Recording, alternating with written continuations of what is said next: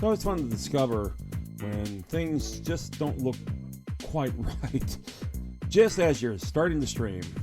That's where we are. Everybody, let's put me up there. 'Tis I, Superpac Jr. Welcome to our stream. This is Saturday afternoon, October 14th, 2023. And we're going to be celebrating a little known company that kind of helped bring things together in the video game land called Nintendo. And a lot of people remember when they got their first Nintendo Entertainment System. What a thing it was. And it's funny because video games had that sour taste in a lot of people's mouths just a couple of years prior to that. And all of a sudden, oh my god, I got a Nintendo! Oh, I can't wait, we're going to play Super Mario Brothers and all that kind of good stuff. And lo and behold, it pretty much would bring peace to the video game world once again when Atari kind of suffered a bit. And Nintendo themselves kind of put in a little feature onto their games called a lockout chip, where it guaranteed that Nintendo had absolute quality control and all that kind of nonsense. But before all that, Nintendo actually was a company that was founded back in the 19th century, believe it or not. And they made playing cards. Made a lot of them. And yeah, they suffered some bad times, especially during the World War II era. But they pretty much came back and made everyone love them, practically. But before, they wanted to get into the video game business when they saw games over in Japan started really taking off, particularly one game called Space Invaders. And so they said, you know, we want to do that too. And they did, but not at first. They weren't as successful as they could have been. I'm going to show you a couple of demonstrations and release a couple of games. Prior to that, I tweeted earlier. I forgot to tweet that I'm actually streaming. Good job. Great. I tweeted earlier about a little yellow character pre-Mario days. And that little game was Sheriff. We're going to be playing that. We're also going to be playing some of the early Nintendo arcade games. And that's the thing, we never see their arcade games. They made quite a few of them prior to the Nintendo Entertainment System. In fact, they made them in conjunction, some of them, with the Famicom over in Japan. They'd start off as a Famicom game, and it got so popular they made it into an arcade game. We're going to see some of those too. So, yeah, if you have any questions or if you want to know about anything that you're seeing, give me pretty much any little message there that you see in the chat. I'm more than happy to answer them. This is one of those historical episodes, so watch out. You might actually learn something. Sadly. That's just the way it works out sometimes around here. If you watch one of my streams and you walk away and say, hey, you know what, I didn't know that, then I've achieved my purpose in this particular episode. So, having said that, let's go ahead and take a look at the first game here as we get started. Nintendo, like I said, they wanted to get started in the video games, and they hired this little upstart, Shigeru Miyamoto, and a few others, and said, okay, let's do some games. And they're like, right. And they had this idea about a sheriff. Some of the markets, they actually called the game Bandico. Now, this is before Nintendo actually made a presence in North America, so some of these games were not distributed by Nintendo yet. Matter of fact, Nintendo would be one of the first Japanese distributors to actually make a North American presence. Some of the other games, like Namco, for example, beloved Pac-Man, that was not brought over by Namco per se. That was brought over by a company called Midway, who was owned by Bally at the time. And Midway brought over Pac-Man and Space Invaders, not Taito and Namco. So this was a common thing back in those days. So a couple of games that you're going to be seeing were originally brought over by a company called Exidy. And Exidy literally made money just by bringing over imports to the North American market. And let's take a look at the first one, shall we? We're going to play a little game called Sheriff. Now, my stream snippers seem to be causing a little bit of havoc because they're actually darkening the screen. That's why you saw the countdown clock kind of go a little dark and light, because it's doing this. I don't know why. I was a little surprised to see, okay, this is quite dim. My arcade is not even that dim, so we're just going to turn that off right now. Okay. Now this little game here, you're the sheriff. You gotta shoot the bad guys. And it's an interesting game. It's not that bad game. It actually has dual controls, kind of like Robotron, if you will. You have a series of buttons. You fire, and you actually aim your gun in 4 different directions. You walk around in 4 different directions. And it's okay. It's an interesting game. This game actually got a little bit of popularity thanks to a Game Boy Advance game called WarioWare, where they had a little segment on this one and one of the mini games. They also made this a hidden game in there as well, which is kind of cute. Except, of course, Sheriff was more like Wario than what you see here now. So let's go ahead and get started. Let's turn off this music because this game is packed full of sound. Okay, hit start. I gotta bring up main screen up. Oh my god! Yes, this is beginning, folks. And here we go. Here I am, Sheriff. I gotta shoot the bad guys and see I have a great shot here. It's kind of like Space Invaders game. There's even a random character that flies around that at the top. I'm gonna shoot the barriers. My shots are quite loud. Really? It hit my gun. It hit my gun.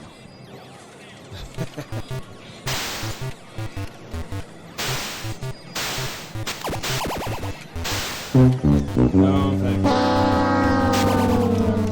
I have to admit, that's certainly... Okay, now they're in the inner circle.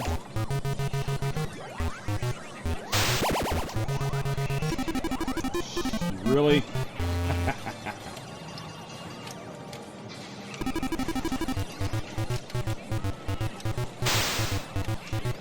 Clear miss. There you go.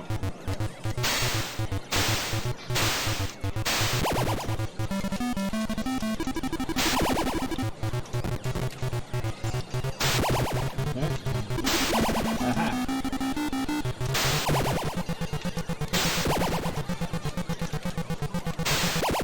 Aha, made it. Wild West Space Invaders. That's actually a very apt description. I agree.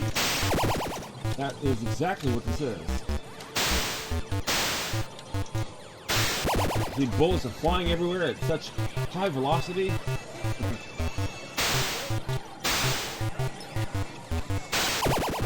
But this is what Nintendo hoped to get them on the map. And it did well in Japan, I'll give it that. That's never a good sound. That's never a good sound.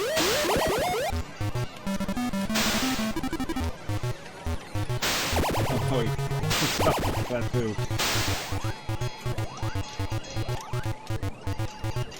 I got him. Yeah.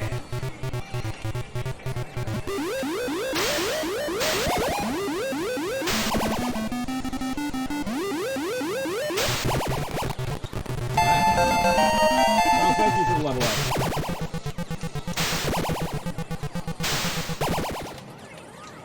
Like Eugene Jarvis said a couple of weeks back, you know, when you first play a game and you play it for 20 minutes, it kind of loses a bit of interest. And you could put that in here. Level 3. I don't believe I have enough life.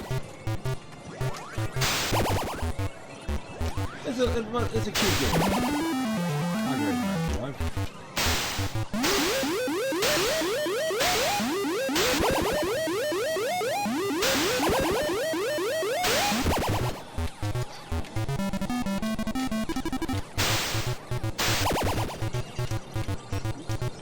Like I said,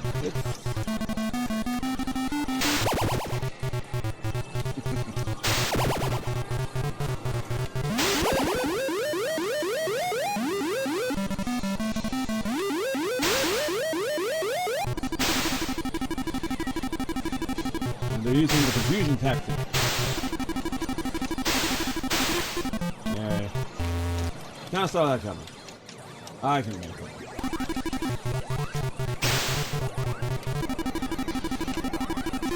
Yep. There you go. Anyway, that's Sheriff. And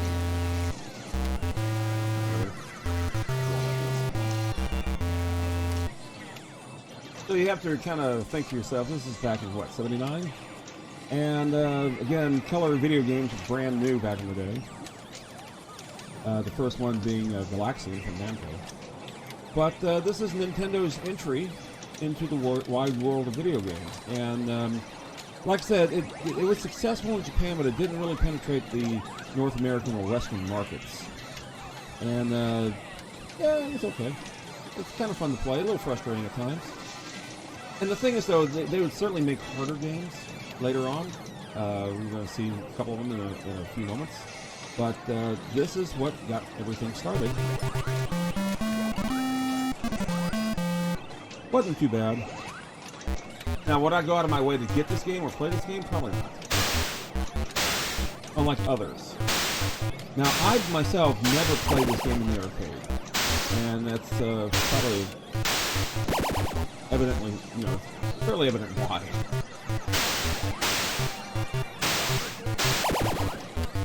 And this is not the first cowboy theme game either. I thought I missed it. Good job. Walked right into the door.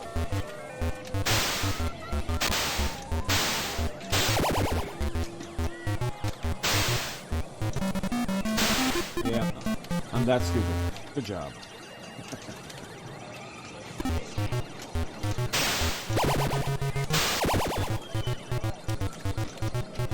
I can outrun the bullet! Yes!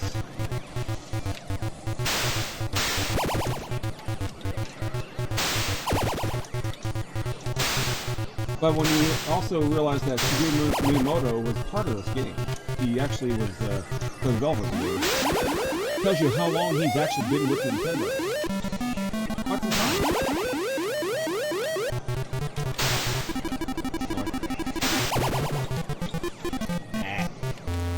Close enough. Anyway, that's the first one. Oh, good lord. The attract mode. Now, the next game we're going to show, they actually made a few games before Donkey Kong. They even made back earlier, before all this, they actually made amusement games. But again, ones that would not necessarily, the arcade craze hadn't really kicked in yet. But this is what put them on the map, they hoped, and it didn't. So, they went on and persevered, and they made another game which got play called Radar Scope. And Radar Scope also was another XD import, and it was pretty cool. It's kind of like, again, another Space Invaders. Space Invaders was like a big thing. It inspired a lot of games back in those days, including games like Asteroids, believe it or not, even Tempest to a lesser degree. Certainly Galaxian, of course, Galaga. But let's see what Nintendo has to say about that. I'm going to do that in just a moment, as I go ahead and turn off this thing.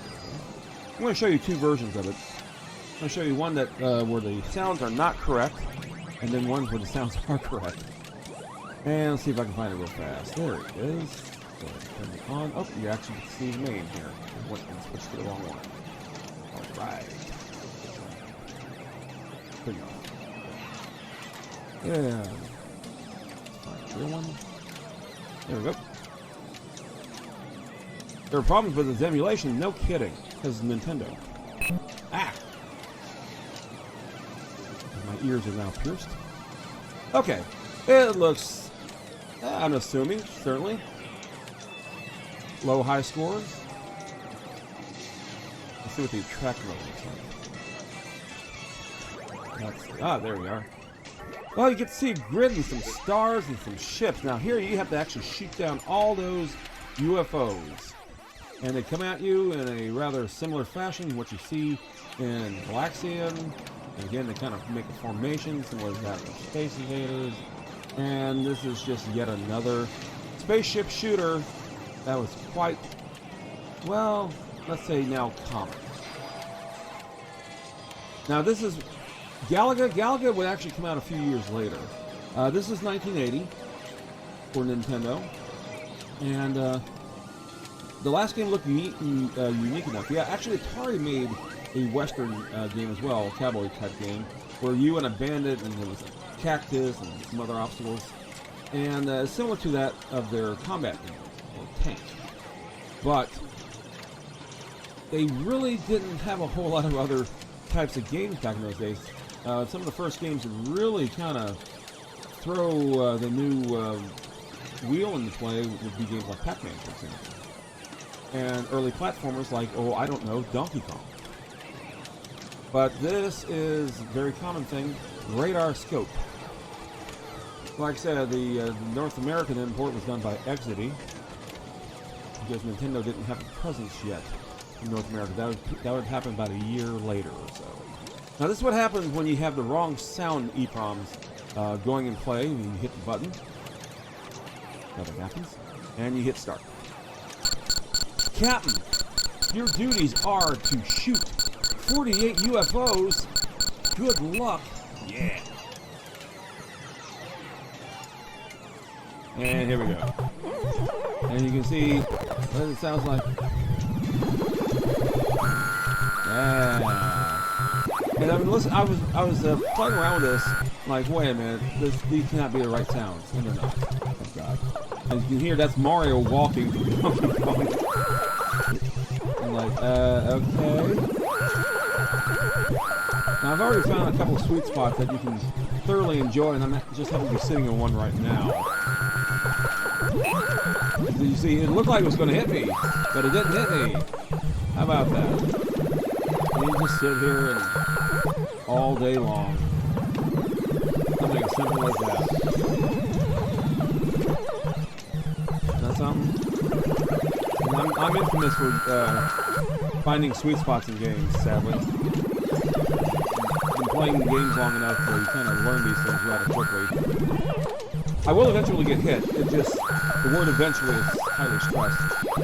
Now, I thought that these, there's my damage meter going to go down. Is it rolling down damage barrels? I don't know. Yeah, there they go. They don't like me, so they're going to try to hurt me now. And the longer I take, the more of those are going to come down here and beat up my face. I'm just going to go over here.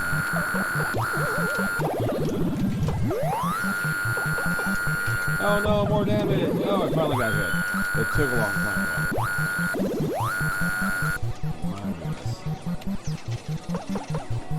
But my base is back to normal, undamaged.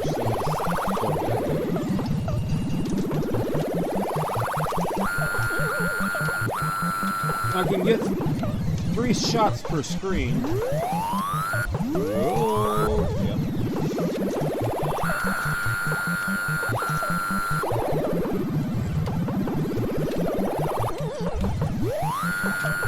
Oh wow, they're really coming down now. Here goes more damage barrels because they don't like me.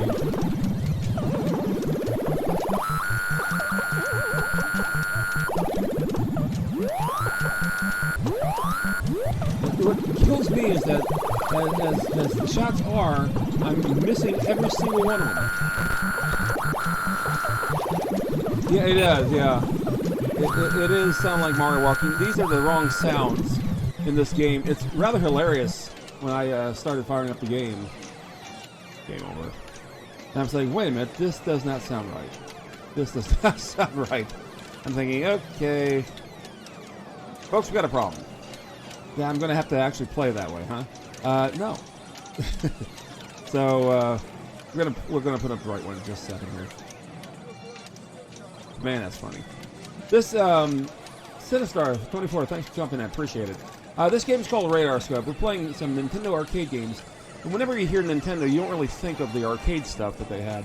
You always think of the Nintendo Entertainment System, Super Nintendo, that kind of crap. But they actually did get started in the arcades, and this is one of their earlier attempts. Prior to that of, oh, I don't know, Donkey Kong. The game we played just prior to this was a game called Sheriff, which came out a year before, in 1979. And both games were actually distributed by Exidy. Exidy was went like Midway and a few others. They actually were heavily reliant on importing games to America as opposed to making games themselves. One of Midway's biggest games was Pac-Man. So, we're going to see what we can do to get rid of this one. Let's go ahead and turn you off. Yes, there's Pac-Man. Still that anyway. That's actually my Pac-Man cabinet. That's in my garage right now. I love that photo. I've had that since 2000. No, yeah, 2003. I've had it for a while. Alrighty, you hear a lot of sound in the background. You have to forgive me. Let's put in the correct version of the radar scope. It's going to look a little different because it actually did have an overlay. And let's go ahead and get that started. Let's go ahead and set up the game capture. There goes the sound.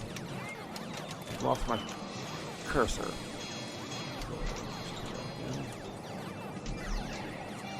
Okay. Really?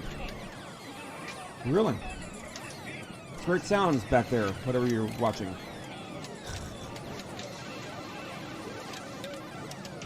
That's the wrong one. You have to forgive me here for a second there, folks. There we go. There we go. Perfect. And now let's go ahead and start the game. You can see my name there. Radar scope. Alrighty.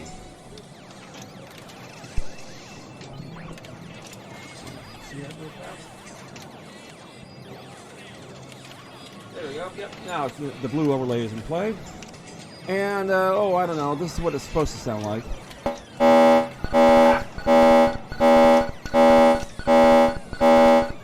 It did make crossbow shiny light gun games. Yes, it did. There we go. A little loud. Apologize. There you go. Sounds a bit more menacing, a bit more UFO-y. If there's such a thing, such a word. Once again, the sweet spots, the absolute corners, because why not? Shoot down the damage barrel. Nope, not gonna make it in time. Gosh darn it. Gee Willikers, Wally. Oh.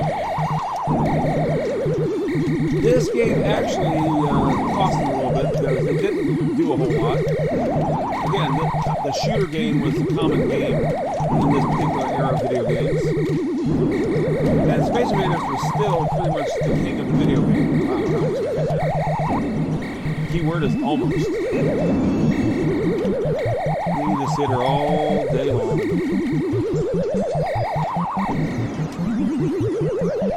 Sounds like one of those 50s UFO movies, you know? Catwoman on the moon.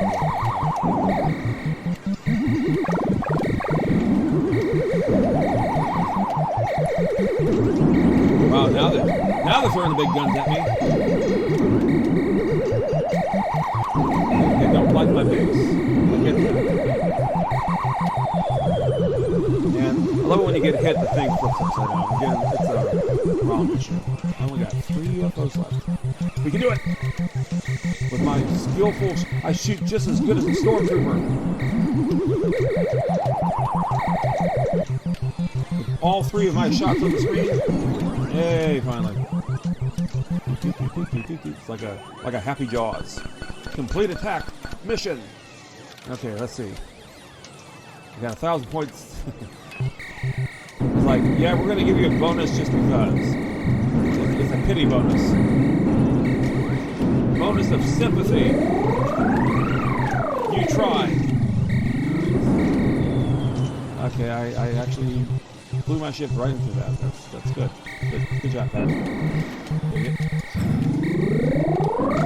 I'm going to play a game like it's intended to instead of my usual way of...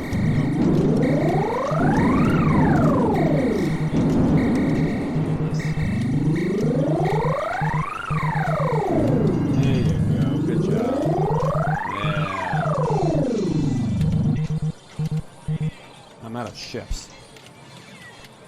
I have all those ships. Oh, I could put my little name in there. Can I put all my letters in there? I think so. S.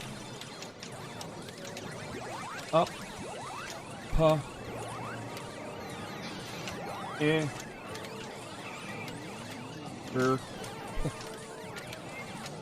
What should we go up now? F. T. Oh, I can even put the jerk. J. Okay. There you go. 6,500 points. Yeah. Fantastic. Now, as soon as I turn off the machine, it will disappear, like everything else.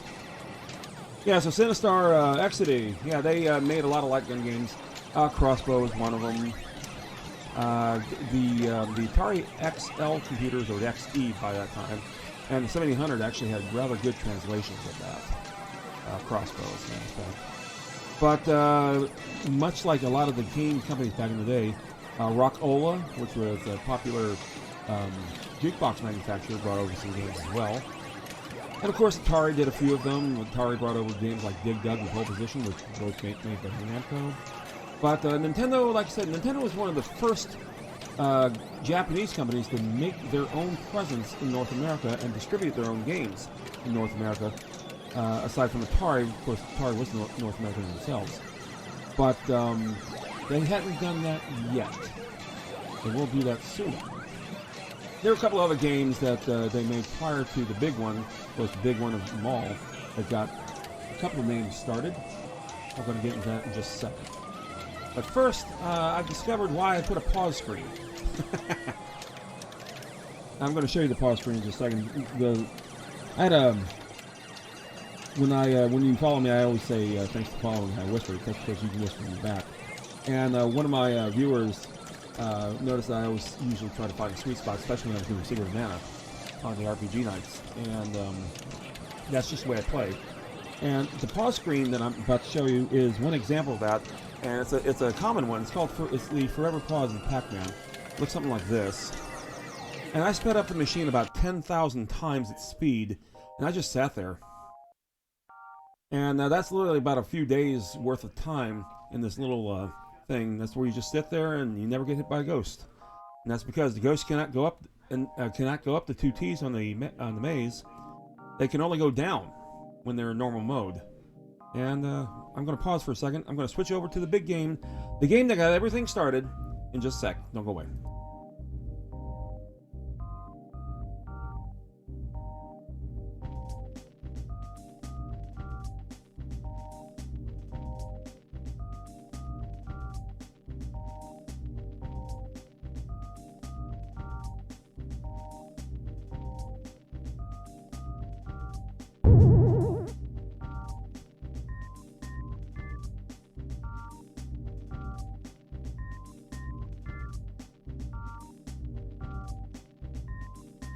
That's the one thing about this.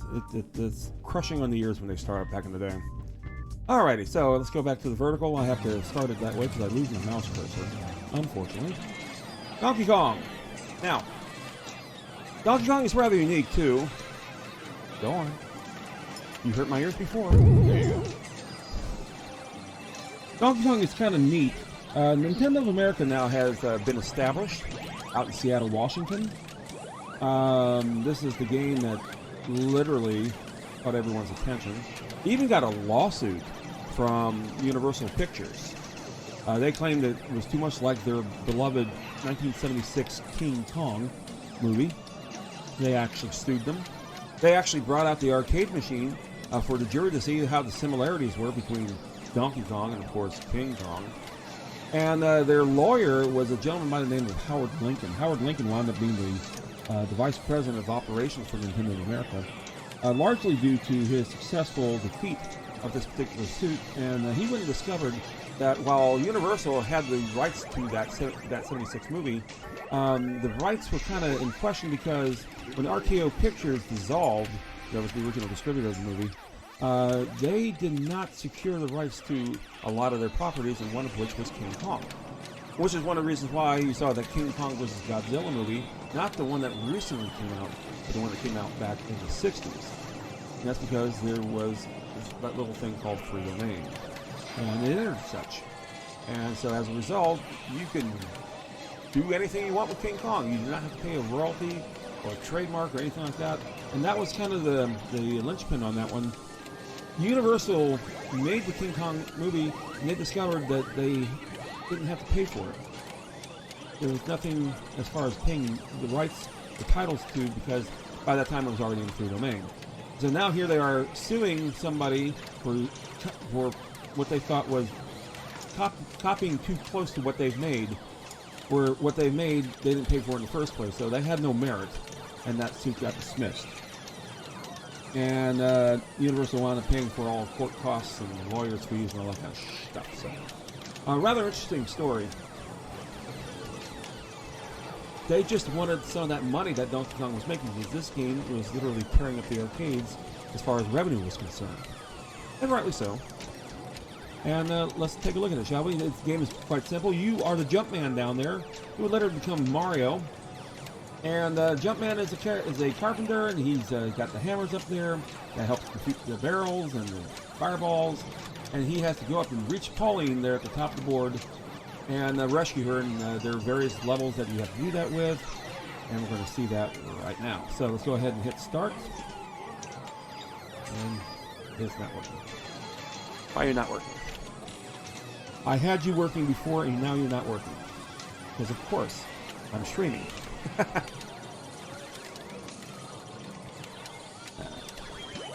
I have to do this before every single game.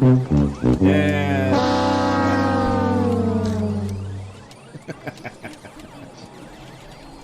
It's just one of those days. It really is. I'm not going to bother with 2-player. It's going to revert back to its original menu anyway, because, you know, it's just what it's going to be. Alrighty, let's go ahead and return the machine. Let's try it now.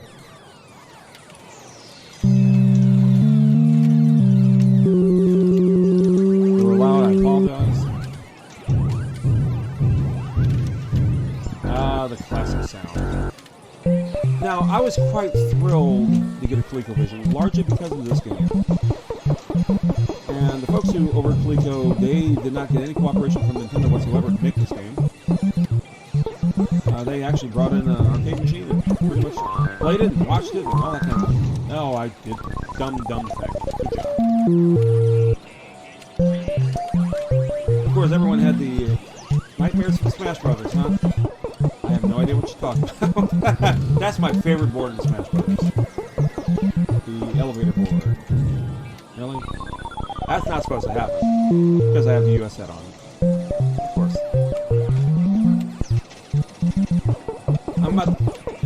We call this pulling off of James. I had a gentleman who worked with me over at a large video game retailer. The one that's still around today. Yeah, that's good job. And I did a James. James cannot play this game to save his life. He never even got up to Pauline on the very first one.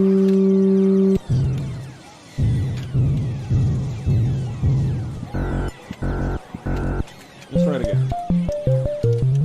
Okay, I cannot rely on the ladder move for whatever reason.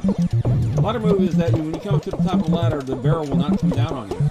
In this one, the barrel will come down on you. But I think I have the US ROM set to hard. No jerk. Watch this. Yep. Every time. One of the challenges is actually to get up to the top of the board without jumping. I've done it a few times, but not today. So I'm just going to have to do old-fashioned barrel steering.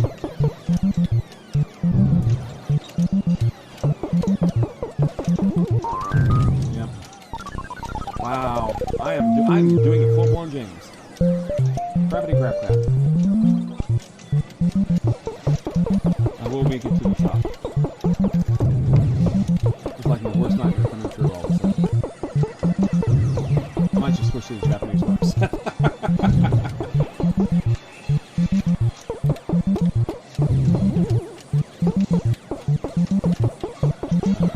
Blue barrels, those are the, damn it.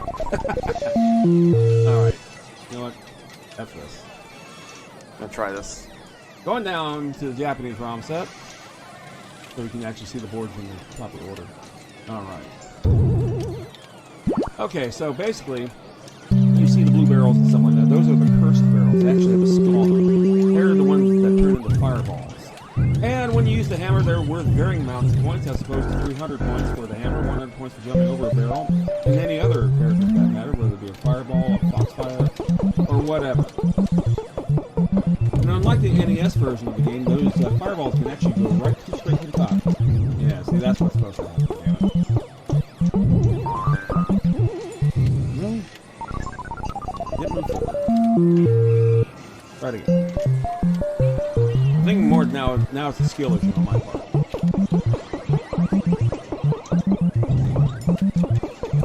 But in my world of IT, everything's a skill issue. I should have gotten more than that. That should have been like an 800.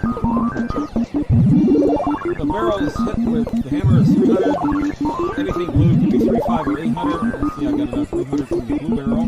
Sucks. I've seen like 80s arcade kid is a streamer that I watch from time to time. He has only been playing Donkey Kong for like 4 years, he said. And he's one of those who goes for all the points in the world. And I marvel at his skill. This is the missing ports, the Metpie board.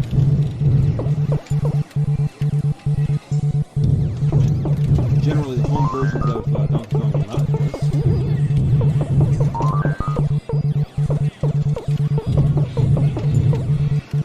Wait.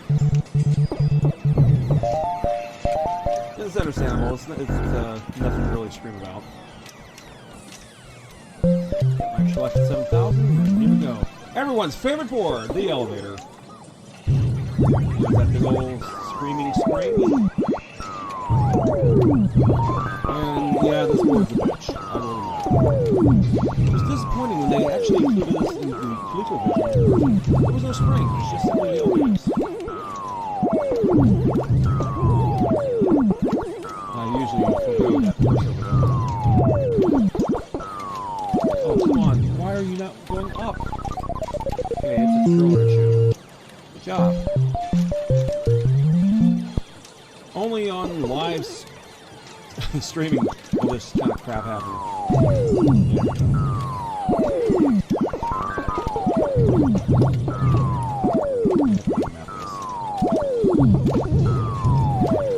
I don't like using analog joysticks in this particular game.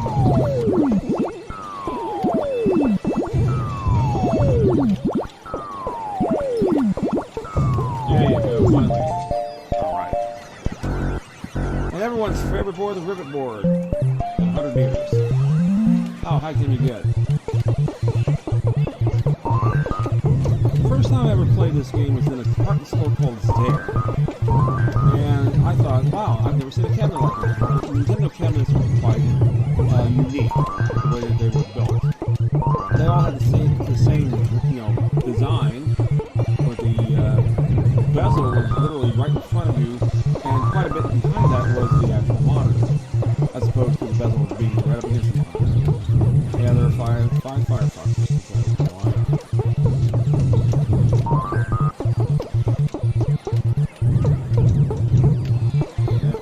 Yep. Just keep running. There you go. I got another 100 points out of that too. And it was so cool. Like I said, my mom was out there shopping, and I was out there playing.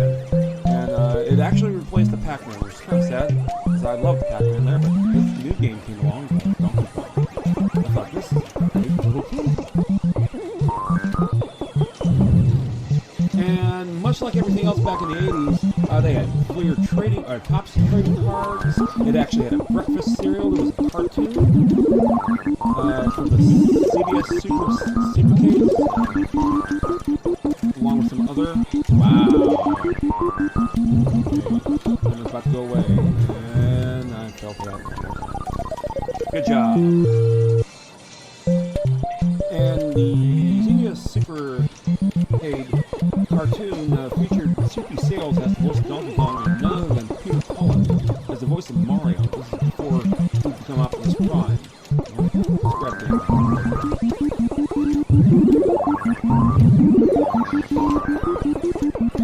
Yeah, see, that hammer does not make you invulnerable. Oh, what a good game. Now, first time I ever played this game, like I said, was in a place called Zare. That was a department store. Similar to Kmart, I guess. And it was really cool. It did replace my beloved Pac-Man, but you know what? I didn't mind so much. And then the home versions started coming out shortly thereafter. Of course, Coleco did make the home versions first. The Atari 2600, everyone knows and kind of dreads. But you had to have that ColecoVision to get that sweet, sweet version that they knew as well. And Coleco was actually accused of making the inferior product for other machines. And they're like, of course we are. We want you to buy our system. Why not? They made it for the television. They made it for the 2600 and a few other things. AtariSoft actually made their own version as well for their XL computer and other computers like the Apple II. But there was nothing like having the arcade game. And back in those days, the arcade games could easily cost about $2,500 to $3,000. Something you still do today. It's kind of depends on the collection condition there. But this was the big game Nintendo really wanted, and Shigeru Miyamoto and his cohort, Goodbye, something or other, they said, you know what, we got this game, we're really excited about it, and the Nintendo executive was like, yeah, whatever, just get a game. And this is kind of how that formed. But it did its job. Even had a breakfast cereal, a board game, strangely. Milton Bradley made a board game out of every frickin' thing out there. Milton Bradley, who is that? That's right, they got bought up by Hasbro years ago. In fact, everything got bought up by Hasbro. Parker Brothers, you name it. All those brands are gone. Kenner made the Star Wars toys, and yet they got bought up by Hasbro. Because that's what Hasbro does. My family and I take trips from time to time, back when I was a kid, and we wound up in a little town called Sarasota, which is in the state of Florida, and they had in their motel lobby, this was a Thunderbird motel, one of those dreaded Thunderbirds that I joke about, and lo and behold, they had a Donkey Kong game. Well, wait a minute, it wasn't Donkey Kong. It looked like Donkey Kong. It didn't sound like Donkey Kong. It was called Crazy Kong. Now, what happened was that the Crazy Kongs that you see out there, there's literally about 7 or 8 of them. Some of which are made by Falcon, and some of them are made by other companies. And they kind of reprogrammed like Galaxian boards and some similar other boards, and they kind of made their own Donkey Kong. And they were perfectly legitimate because Nintendo kind of screwed up some of the rights on them. They've since rectified that, but there are actually bootleg Donkey Kongs out there that are okay. And why not? Let's take a look at one of these right now. So we're going to play a game called Crazy Kong. Crazy Kong. We'll go for that one. Now we're going to do it. We're going to kill people right now. We're going to go on for the bootleg Galaxian hardware. Why? Because it sounds so damn good. You're going to love it. As soon as it boots. There we go. Looks innocent enough. You know, insert coin. You got the vanity tables. Looks just like Donkey Kong. Sort of. Kind of like Donkey Kong's up there in the how high can you get mode in a fun mirror sense. You see the colors are perfectly good. Wait until you hear the sounds. There goes my ears. And yours ears too. Haha!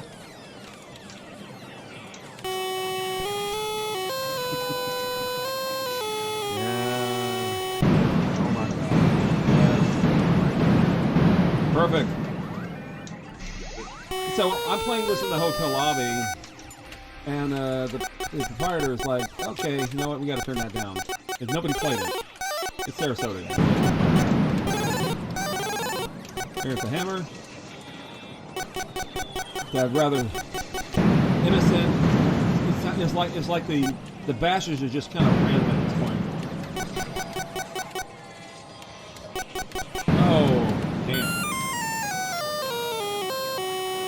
Sour notes. Oh my goodness.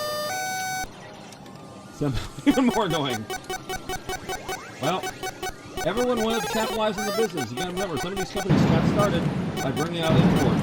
Nintendo just made... See, I almost grabbed the hammer. Go off center with the sprites. Oh, wow. That almost hit me.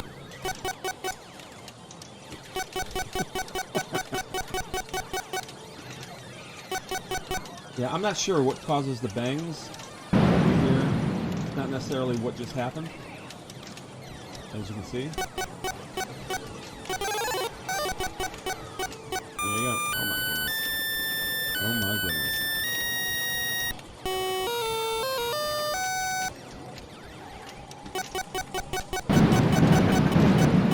Yeah, it seemed that way. And, yeah. Oh, come on.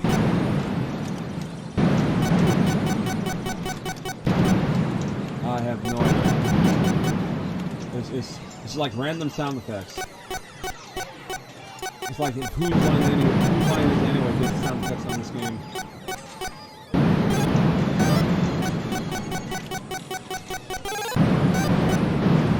There you go. Right into the monkey. There you go. Oh no, I can't switch it over. That screen's disabled for a second there, folks. Sorry about that. That is so loud. Thank you, Ellie Glass. Thank you for the chicken dance.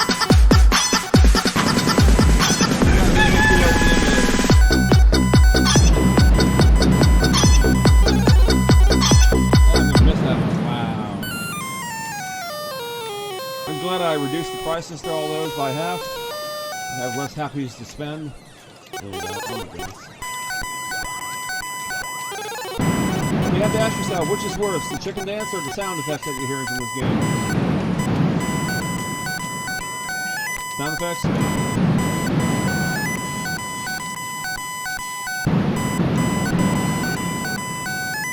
Okay, I'm gonna have to go down the damn. Down here. Now you go down. Stay there, outsmart you. It's not that hard.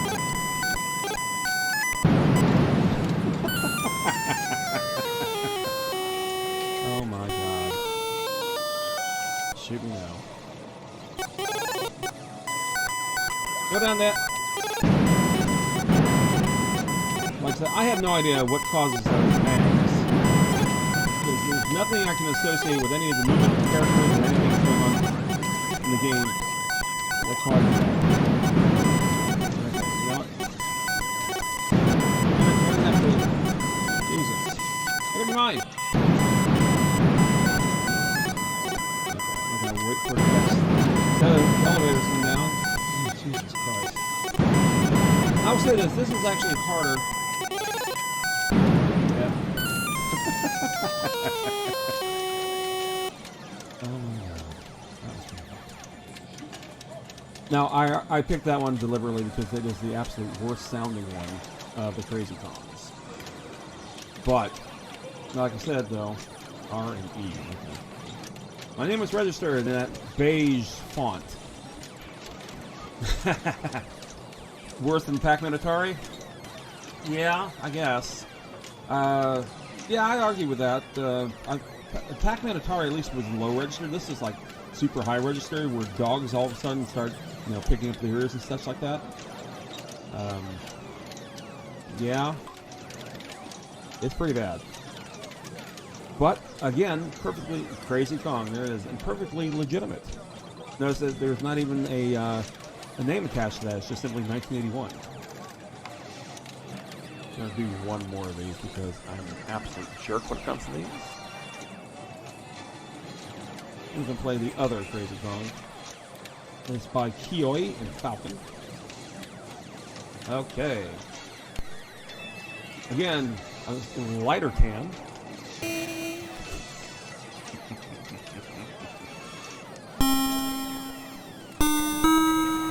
This one sounds a little bit better. This was not off of Galaxian hardware. Steel drum sound. And the moldy green Crazy Kong.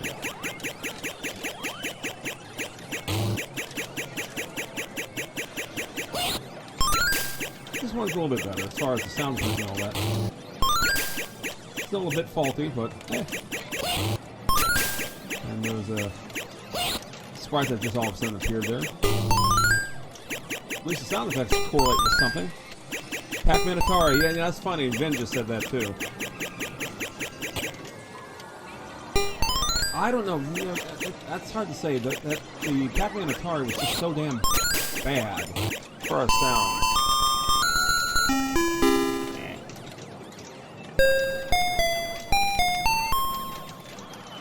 There's the conveyor belt.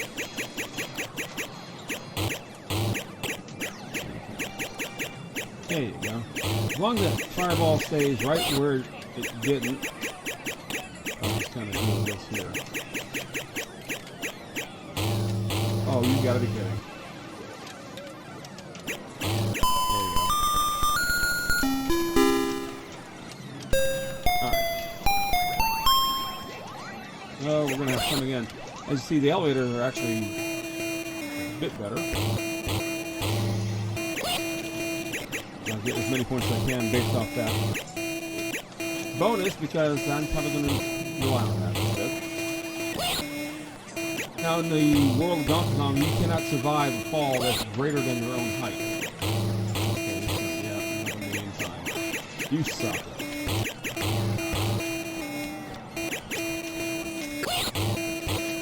I successfully made that, and I have to deal with this.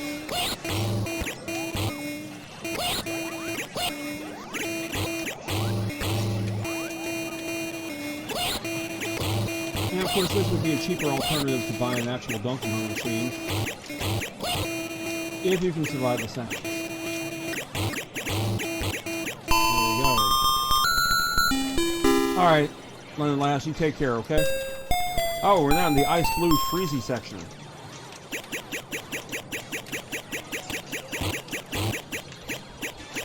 See, all the fireballs are still the same.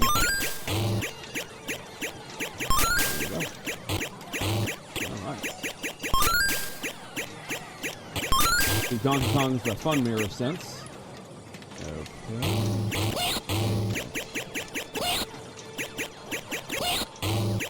Grab the stupid hammer, jeez!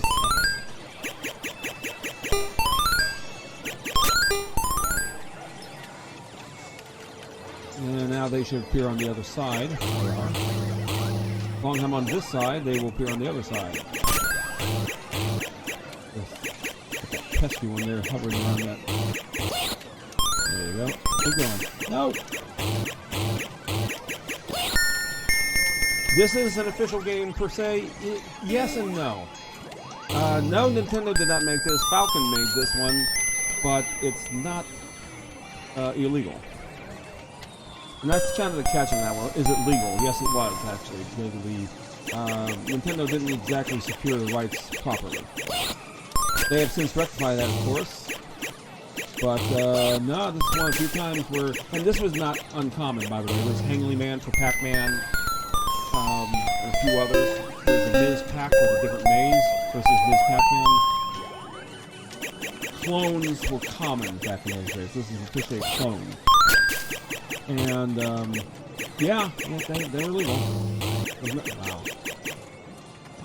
They put it this way, they were not illegal. How about that? If you want to go into pure semantics.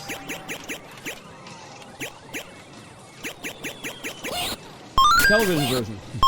Yeah, kind of. I don't know. I kind of like the new television Sinstar. But, yeah. Like I said, this is from Falcon. And I first played one of these in a Thunderbird motel out in Sarasota, Florida. Okay. Yeah, saw that one. Now the next game coming up here is the sequel. To one time, the Mario is not exactly a good guy. And it totally established him being Mario in the first place. As you recall, in the original Donkey Kong, he was not Mario yet. Really? Really?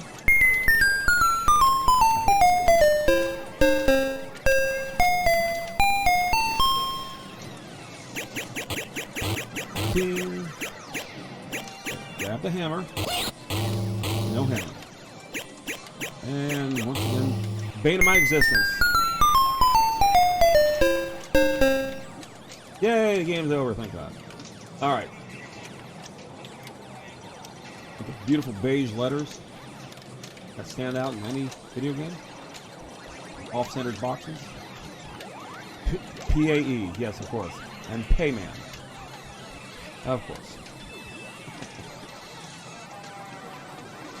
So, they were pressed to come up with a sequel because Donkey Kong did so damn well for Nintendo. And they had the idea, what if Mario succeeded? Well, that's where Donkey Kong Jr. came out, and people say, oh, well, just like Ms. Pac-Man to Pac-Man, very similar game mechanics, right? Wrong. Yeah, you're going to be jumping up and down, and climbing up things and whatever, but man, they successfully made a much harder game the second time around. And Donkey Kong Jr., my dad's friend Marty had one in his back office, in his arcade, because he ran a video game store.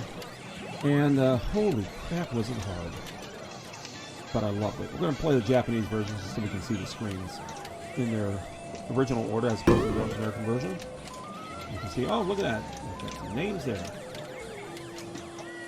Those are some of the people that were responsible for the game. There's Donkey Kong captured in that cage. Mario's guarding it, and he's setting off some snapjaws. And of course, there's the vines with the apples and bananas, because you know all apples grow on vines. And other things, as opposed to hammers. Blue ones are the ones that are temporarily on the screen. The red ones are there permanently until you get rid of them. And in later levels, they will respawn. But this game was ridiculous. Now, the Atari 2600 version was probably the most mind-damaging thing that I've ever played in existence. It was that bad. And I'm going to pause for just a moment here. You'll have to forgive me, folks. Something's come up, and I'll be right back as soon as possible. Stand by.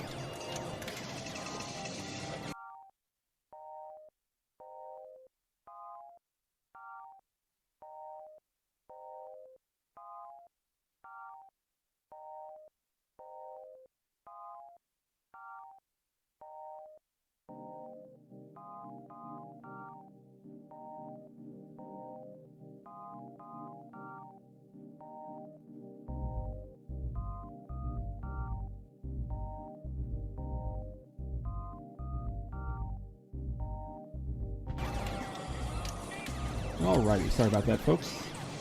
As you know, London Lass, my wonderful wife, was hospitalized recently, and sometimes she needs some help from time to time, so that's going to be a thing. Here we go with Donkey Kong Jr. So like I said, you are Donkey Kong Jr. himself, and you got to go rescue Papa. The 4 boards that they put in this game are absolutely mind-damaging. And honestly, like I said, I play the 2600 version. In fact, I have the 2600 version. And I have the ColecoVision version, of course, the NES version. And I tell you, the 2600 version is just garbage. there's no way. I mean, if you thought the Donkey Kong for 2600 was bad, yeah. So let's go ahead and play the game. Put in a quarter, and hit start. We even got classical music. I say, well, who's the other Mario? Right, we'll get into that in a second.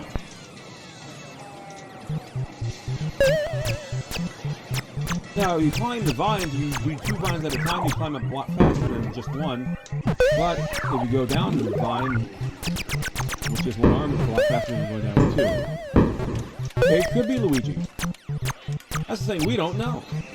It was never explained. But it did set up for a new game. The same people who made Donkey Kong, particularly Shigeru Miyamoto, also was responsible for all the Mario games up to this point. Yay! Wait, where are you going?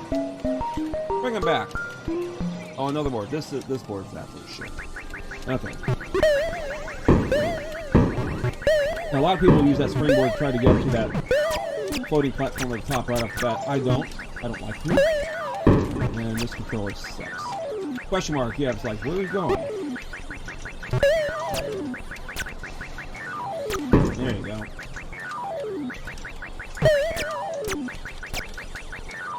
And those birds are absolutely annoying. You see, they sometimes fly up, they fly down, I gotta watch out.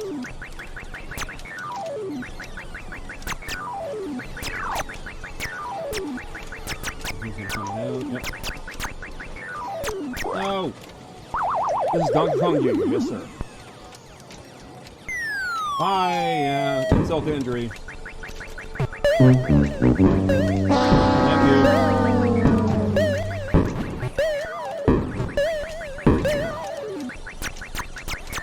Good skill issue there.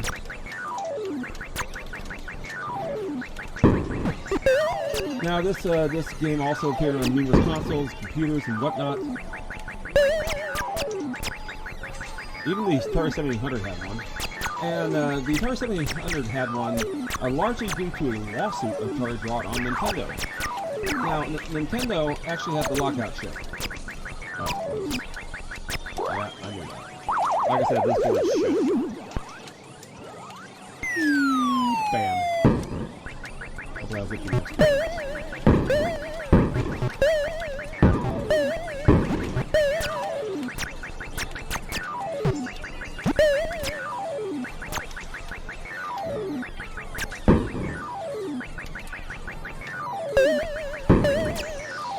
Close. Good thing I was going to do that. Alright, cool. So, Atari was sued by Nintendo. Excuse me. Sorry, the other way around. Atari sued Nintendo.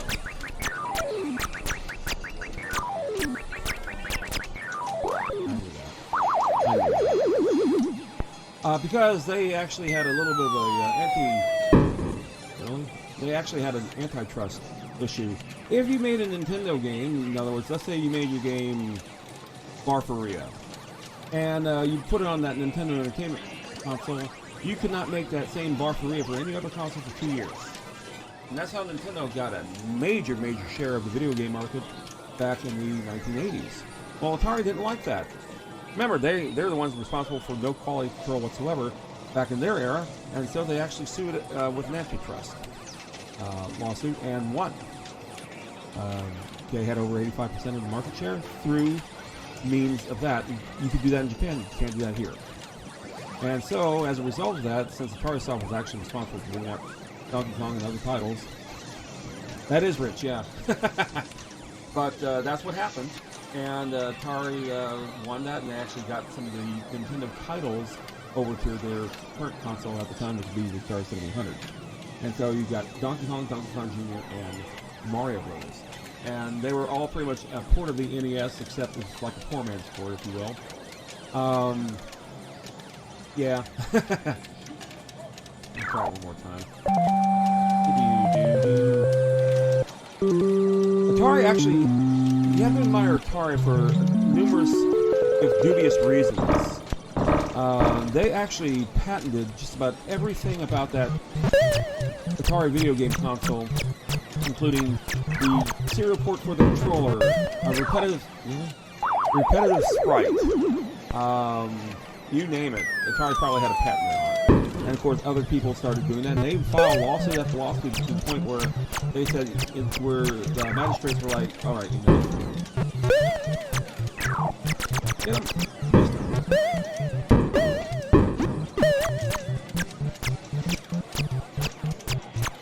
I do apologize for my gameplay. I don't play these games every day. Not like I used to. And some of these games are not exactly like riding a bicycle. They're their own little hell. If I had a controller that would actually not freeze up on me, it'd be great. But these games were designed for joysticks.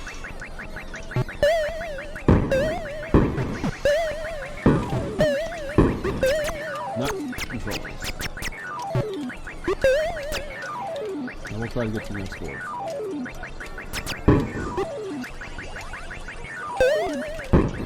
Okay. Go get him, Junior. There you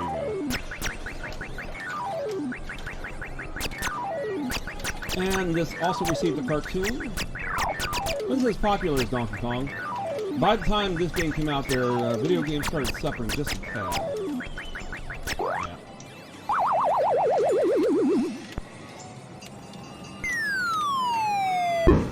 Another you suck moment.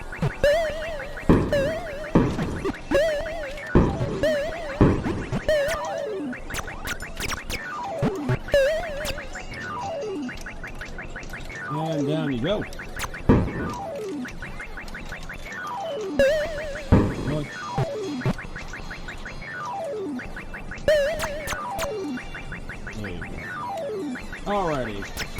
if I can actually make it through this board without dying. That's funny. I can make it to that next point over. And unlike the NES version, there's no real pattern.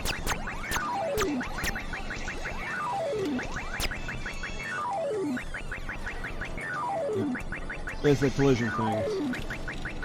I'm safe there until the bonus runs out.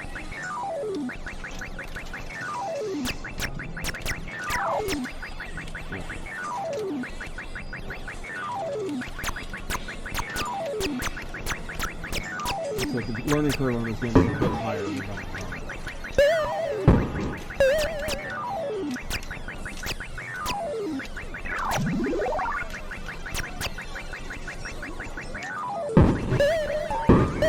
Stop. Not moving. Yep. There you go. Finally. Did I get an extra life at least? No, I probably already said it, right? Oh, I got it. Okay. I love this part. Little intermission. Keep going. Yeah, you're gonna need it.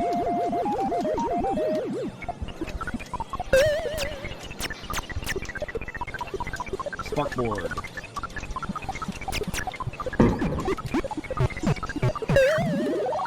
Did that one?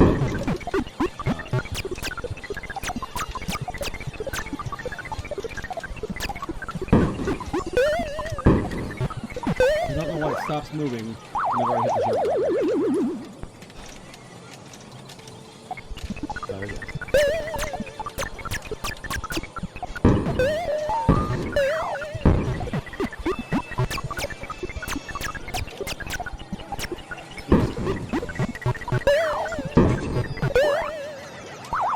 Yeah, that's good.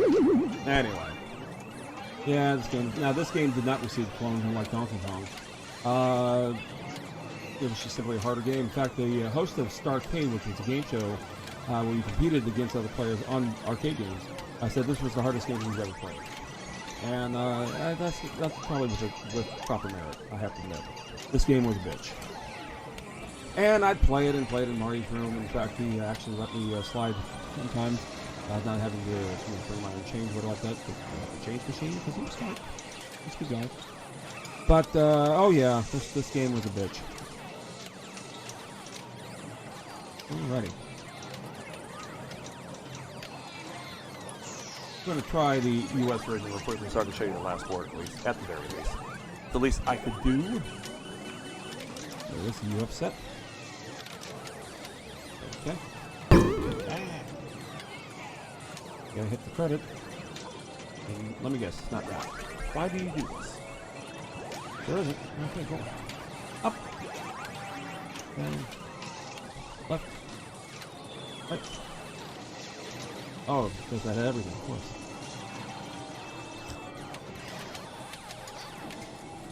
And let's see. One, that one.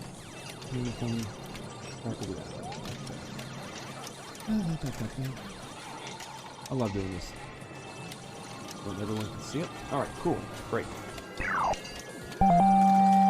So is that Luigi? That never was confirmed. But however, it did kind of set up for that. Because as you know, Luigi is just simply Mario with a different color scheme. Why not? And again, in this game, you can't survive something greater than your own pixel height.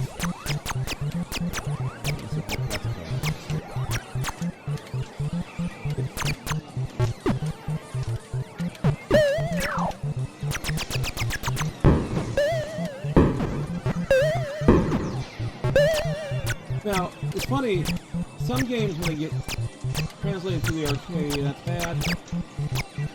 That's just as bad. Some games when they get put it to the arcade, they kind of change up the screen like they did here. Here, like in Donkey Kong, you don't get all four screens on the first wave. And that's fine. Hey, you got him. But did they make the game easier? The answer to that is, hey, Ducky, recognize the size? Oh, yeah. That is my Pac-Man cabinet. Really? I repurposed a PlayStation kiosk, PlayStation 1 kiosk.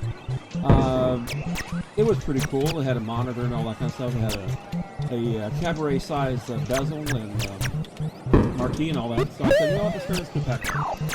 And this was in between jobs. It kind of became a hobby of mine. Back when I was young and stupid. Now I'm not so much. Yeah.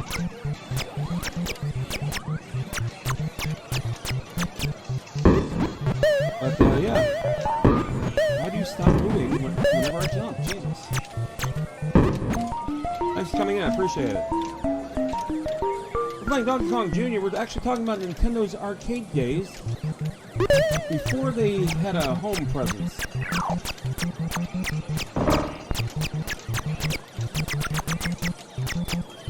And once again, popular thing, Donkey Kong Jr.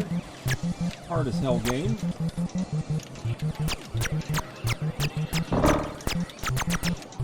And for North America version, this is only their second screen in the first wave. And you can see it's fairly busy. That's close.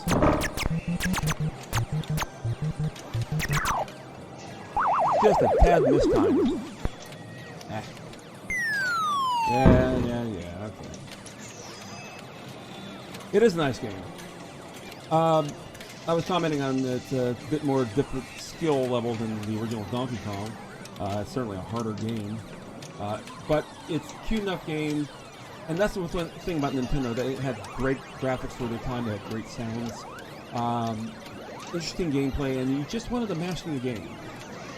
And that's one I did. And like I said, I'm quite a bit rusty on these. No, I don't play this day. Yeah, I'm a retro gamer, but you know, I'm gaming for longer than I care to think about sometimes. Hey! Who's that there? Hey there. Ahoy there, matey. Yes. Glaston, how you doing? One Glaston. I'm doing just dandy. We're playing some arcade games from Nintendo back in the day. So, the Famicom is about due to arrive in Japan's neck of the world, and the games are kind of getting mixed now. Some of the games started appearing first on the Famicom, and then some of the games started getting arcade translations afterwards. More a puzzle game than an obstacle course. Exactly. Where Donkey Kong, again, yeah, obstacle course, platform, whatever you want to call it, jumping over barrels, grabbing hammers, knocking things down. Here, it's more of a gymnastics thing. You're climbing up vines, knocking over various fruits. You know, like everyone's apple comes off in lines. Bless you. My goodness. That's my wife, London Lash. You okay? I heard. Yeah, this is one of my absolute favorites. Now, of course, Coleco would still make the home versions back in this day and age. And as I mentioned before, the 2600 version was absolute crap. I hated it. But if you wanted to play it at home, that's the console you had, unless, of course, you had a ColecoVision, which was a bit better. Not perfect, but better. And, of course, it had a cartoon, and it had the foods and stickers and crap, and that kind of stuff. London Lass. Yeah, London Lass is my wife. She's in the other room. She's still recovering from she did not have a good summer. Let's put it that way. She was in the hospital for over 100 days. And it's been tough. I'm sorry. I'm always the last one. That's it. Okay, well, put it in a nutshell. Like, yeah. Put it in a nutshell. It's been a rough season for us, and we're doing everything we can, as best we can. Yeah, that's why she kind of disappeared for a while. And that's why if you caught my VODs, they were coming up at various odd times instead of the usual times. Simply because of the fact that I was actually in the hospital, literally about almost 50 miles south from where I'm currently at, and I was making that trek daily. To a total of about 2,000 miles worth of travel over 5-6 weeks. So she wound up being in 3 counties at some point. But she's home now, and that's what matters. And it says she's getting her therapy and everything like that. And soon she'll be right as rain, as we said. Alrighty, let's switch up games, shall we? We're going to play a different game now. I'll actually hit the thing, and I'll put on my stupid face on the screen, or my character's face, I should say. Happiness Personified. My first drawing of that was back in 1988. Is she's alive? Yes, she is. And we almost did at one point lose her, so it was tough. So on the Famicom side of things, we had this little game called Excitebike. Remember that game? And it had a Versus version in the arcade, Versus Excitebike. In fact, that was a series of games that they were putting out. And I'm going to you'll have to forgive me, skip over to games like Duck Hunt and whatchamacallit, Hogan's Alley. Those were Zapper games, and I can't do a Zapper.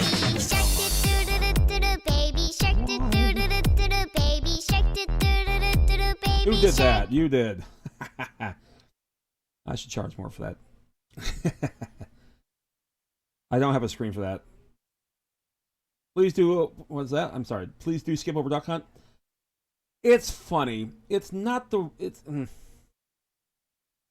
I used to play Duck Hunt all the time in the arcades. My best friend and I, too. It wasn't two-player games, two-player Zapper. And, yeah, that dog really got on the nerves, especially when you only had 3 shots. And you miss a duck. Yeah. But we all remember the dog. Here's the thing. We all remember the dog. Yeah, it was annoying. But we think of that. We think of the dog being annoying. And Nintendo had a way of making even characters like that memorable. They were one of the first Japanese video game manufacturers to actually make a North American presence. As opposed to, I mentioned before, we had, at the top of the stream, Sheriff and Radar Scope. They were both brought over by a company called Exidy. But we hadn't heard of Nintendo yet. Not until Donkey Kong. That was their first North American presence as far as the video game in the arcades. So let's go ahead and go to the switch over. I'm going to bring over a little game called Excitebike. Done. And we're going to put up the horizontal screen because it was a horizontal game. There it is. And much like anything else, it's telling you how to play the game. You have a speed up, you have a regular thrust, if you will. Anyone remember the VR game about Duck Hunt? Oh my god. That's like, yeah. And honestly, that's like the combination of the technologies of the past versus the so-called now. And I kind of stood back there. It was in my old store. By this time, I'm no longer the manager of that place. And they had set up a VR station there in my old store. And I'm looking at this thing and I'm like, why? Just why? I appreciate when they resurrect games or the old style games and they come up with, I wouldn't call it an abomination. I'm just like, okay, sure, why not? And then I can think of about maybe 16 reasons of the not. Alright, so so the jump with the front wheel on low, in other words, it's telling you how to play the game, what we call an attack mode. And we're going to see how bad I can do on this game too. Let's go for beginner. Now, there's no build track on this one because it's not the home game. But of all the NES translations from the arcade days to the home version, this is probably the closest one they have. I did love this one.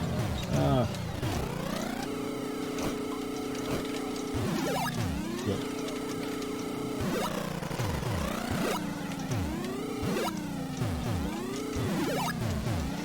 They did make a 64 version of this. Nintendo 64 version, I should say, to be more specific. Which wasn't bad. Sometimes I don't like translations like that.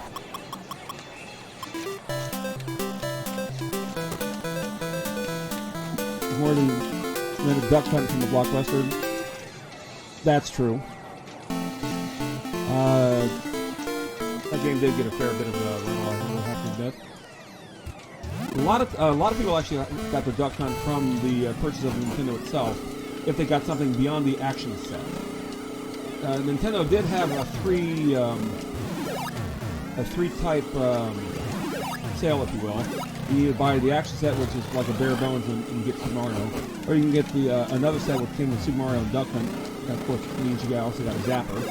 And then if you got the dreaded Power Pad version, first thing you actually sell was, for God's sakes, why? Actually, no, I take it back. The one that came with Robbie the Robot. And again, oh good, yes, right before I hit the lap. And that thing only worked with a couple of games like Gyroscope and all that, so... Gyromite, excuse me. You kind of glossed over that one. I got the action set. I didn't want Duck Hunt, per se. I'll get that later. Good job, Skip. I'll get that later. Yeah, I did rent that. I preferred Hogan's Alley over Duck Hunt. Really? And yep, that's up in for you right there.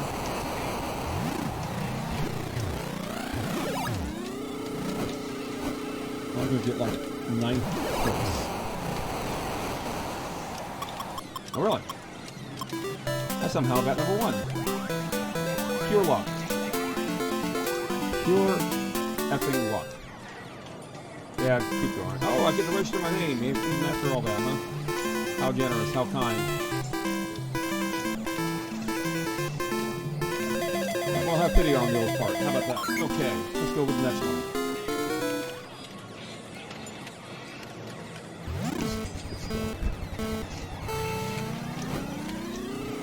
Go, go, go. Really? So, played this game in a Winn-Dixie. That's a grocery store chain down here. Still is.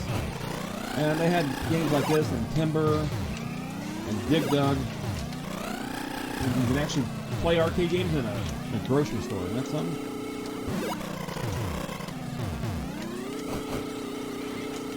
I can play at this particular point in time. You can play video games virtually anywhere. Hey, Warzy.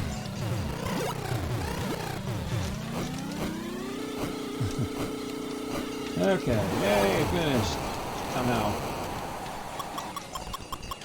Never had the NES? That is sad. I qualified for 4th. Yay me! Well, this is the arcade version of the Excite Bike. That's why it looks a little different. We want to see a game that greatly differs from the NES version. That would be Punch-Out! Except, hey, Mike Tyson, when the original Punch-Out came out, Mike Tyson wasn't exactly a known name yet. Really? Come on, Suckfest mode. Yay! Go. Yep. Good job. Going over the chevrons will actually slow down your, rather, unheat up your engine. Use such a word.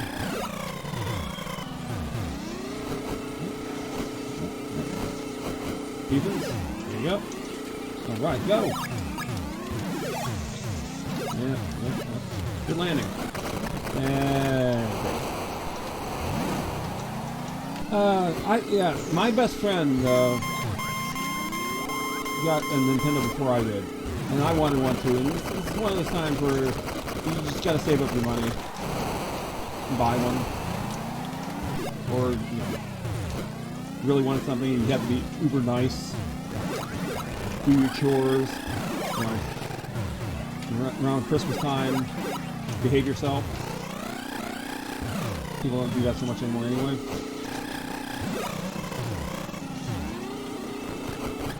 Really? I ran over the guy. Holy That's great. Yeah, overheat that engine, shall we?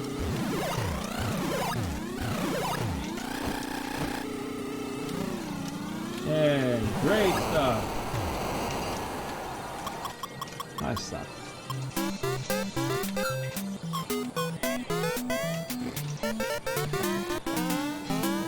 I wasn't far from predicting where I would be. I said 9th. 10th? Okay.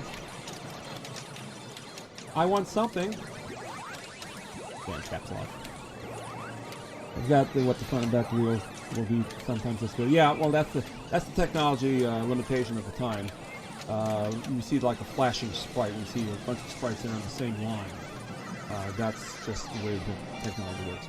The only system I can think of that didn't do that was the Atari 7800, because we had a different mapping system. I love this game. And then when they got rid of Excitebike at my Winn-Dixie, they replaced it with another game. I'm going to bring up right now. Beat.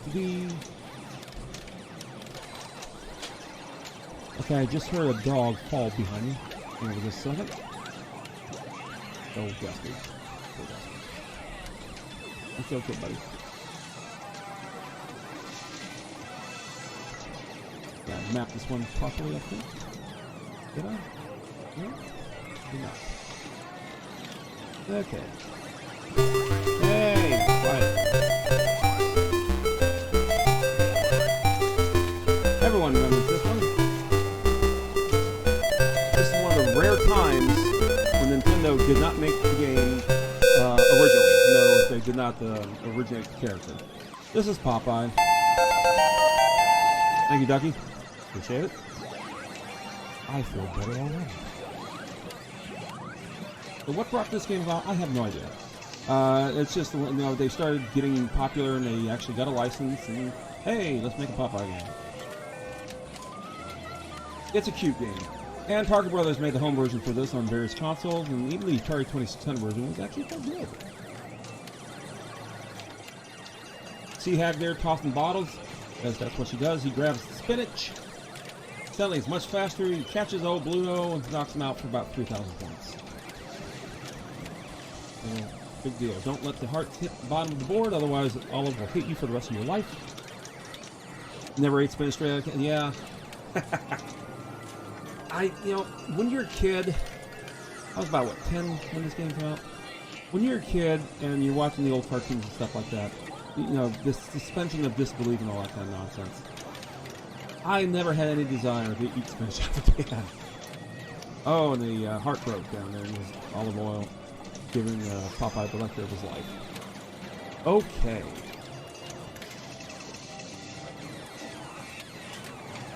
I get 2 credits by accident. Let's go ahead and play one.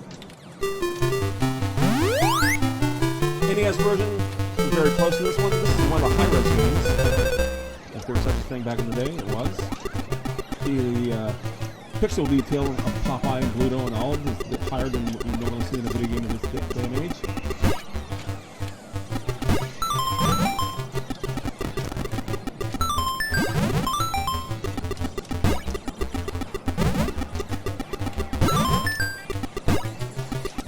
This game's simple enough. And now it's something right there. Jackass. Good, clean miss. There you go. Perfect. You see, with all those hearts, you have to fill up the house with all of her hearts. You say, wait, is not enough? The answer apparently is no.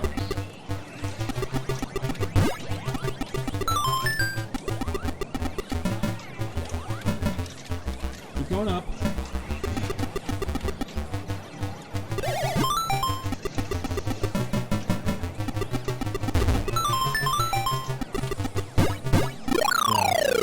How the hell I was going to get out of that one. Alright, we're doing great.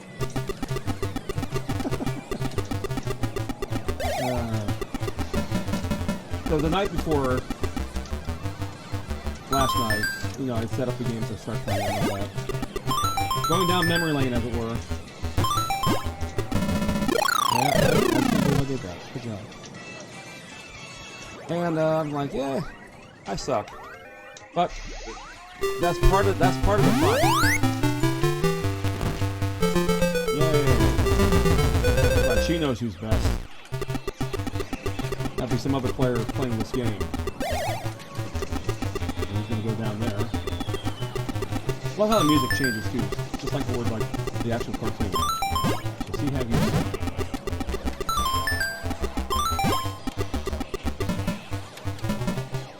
The up does not like this control key.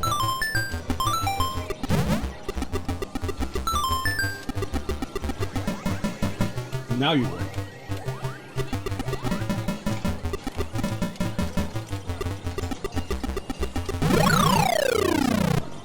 Good job. Halfway there. You know what? Skip it. Really? I'm gonna just do that on me, huh? Fine.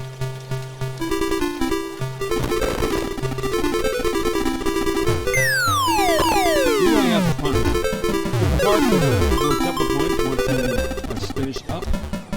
Fortunately, that's good. The only way I get another space can I have to lose one.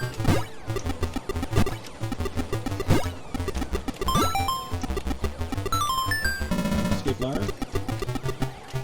That's a lot of bottles.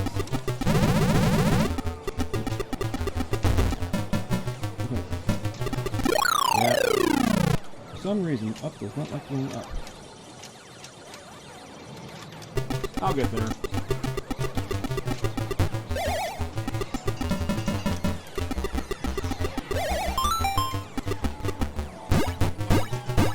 I somehow got out of that. Holy cow.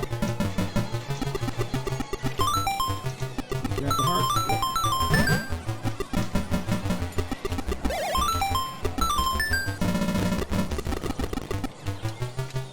Sea-Hag does not make things better.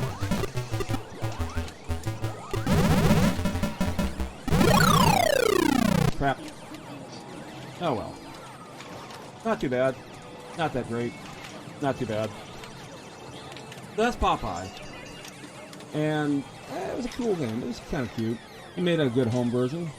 You didn't have to have the best system to have a good, decent playing experience. Parker Brothers was very good at that.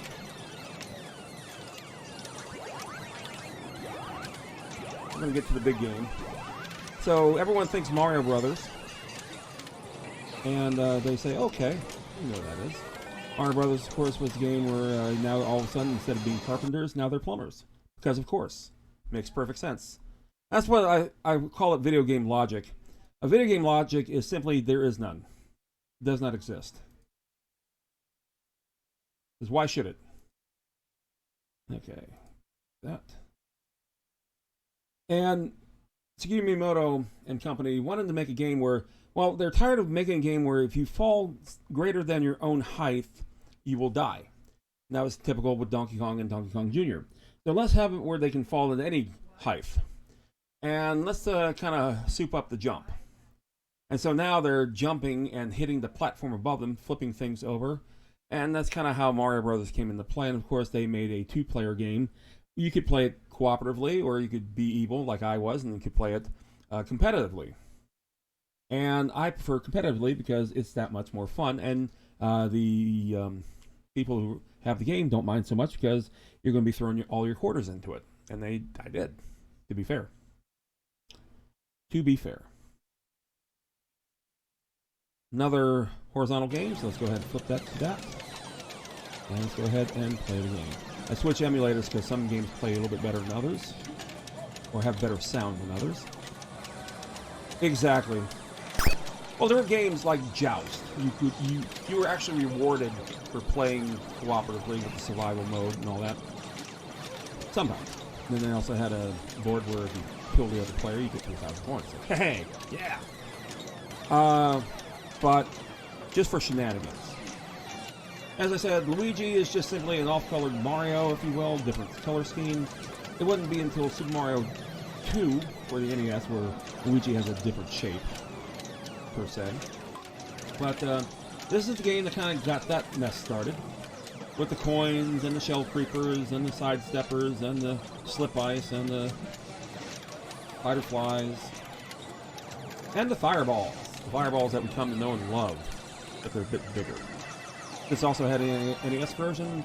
Originally Atari 2600 and 5200 had versions, which were okay. Particularly 5200 version. 5200 version, I should say. And let's go ahead and throw in a credit. Oh, you're late. Let's see, one-player single or two-player duel. Oh my goodness. Once again, some classical music. Who needs to play co-op? What's the fun of that?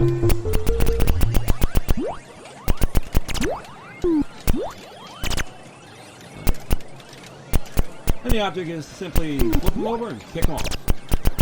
Thank you, Mason. This is my doggy.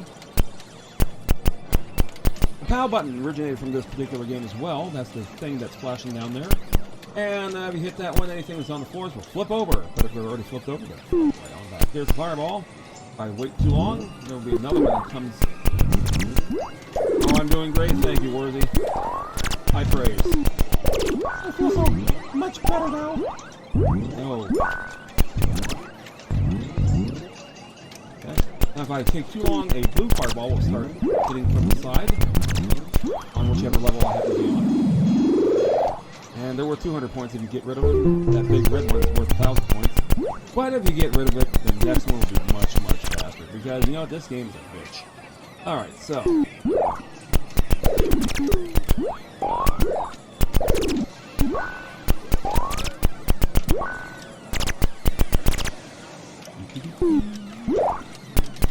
Six shell creepers come out of this one.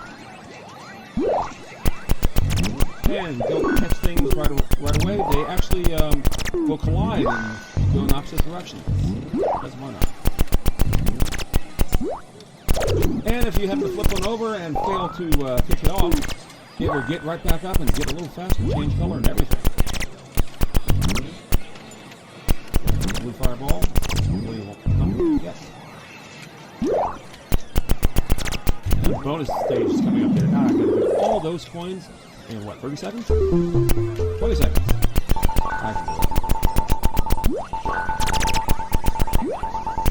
Also, the texture of the platforms I'm on, they're nice and slippery. And when they're iced over, it's even more slippery.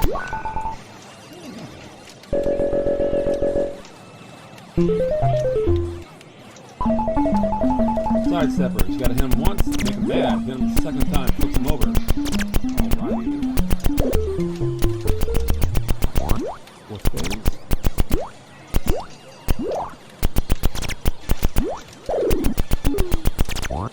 And my best friend and I used to really love playing this game.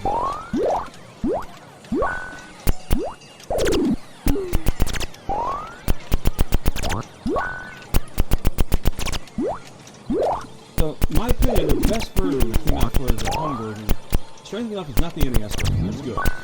Atari 5200. Atari made that version. And I forgot about that. I thought they did a marvelous job of it. If you happen to see the Atari 5100 version, you probably can find it on YouTube. I played it a couple times here on my arcade version console segment that I used to do back in the day, about a year ago.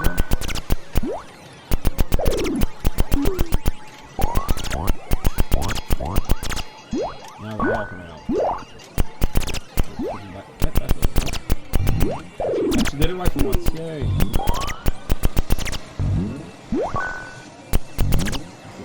Nope. Just slid over.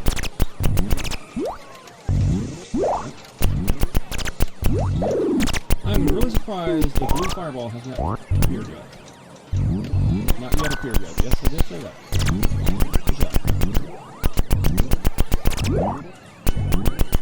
Good job. I was an English major. Alright. There's the blue fireball. Hello there.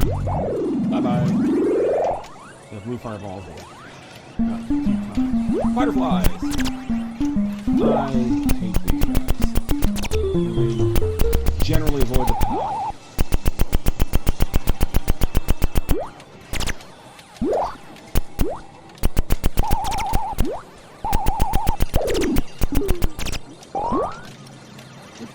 Good clean miss. Look at that. The fireball should be coming in just a second.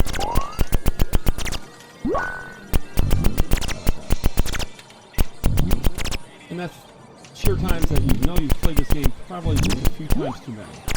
When you do shit like that. Here comes a new one. And it's a little bit angrier. It does not like me. That's fine. Not big fan of it either. Good job. No, yeah. I was just waiting to happen. Good job. Okay. We'll just wait for them to. Nothing careful to do that. Okay.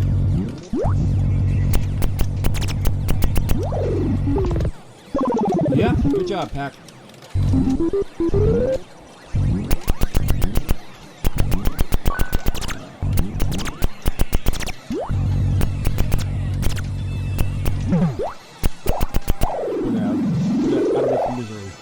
I'm doing great. I just read that.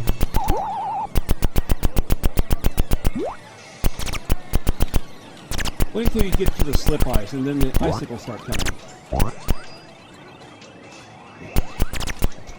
The poor crab doesn't know what to do. There you go. And this game got... Really? This game got hard, like, super fast. It starts off being like, I got confidence, I can play the game. And all of a sudden, it just starts throwing all kinds of shit at you. Because you want to get that damn coin. At all costs. Running into each other.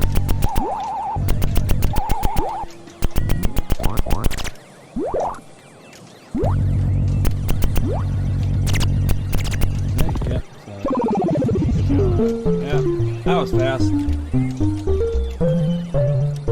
Alright. My old crappy initials in there, and off we go. I had a lot of fun playing this game back in the day. I really did. We're gonna play a couple more games.